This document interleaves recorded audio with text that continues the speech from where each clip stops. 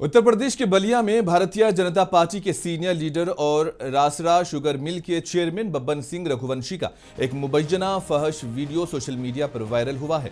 Video में बब्बन सिंह एक शादी की तकरीब में खातून डांसर के साथ काबिले एतराज हरकत करते नजर आ रहे हैं। इस वीडियो ने सियासी हलकों में हलचल मचा दी है।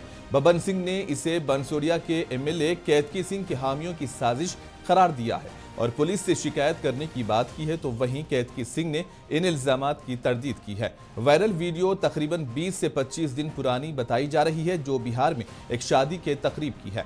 इसमें बब्बन सिंह रघुवंशी को एक खातून डांसर के साथ फहश हरकत करते हुए देखा जा सकता है।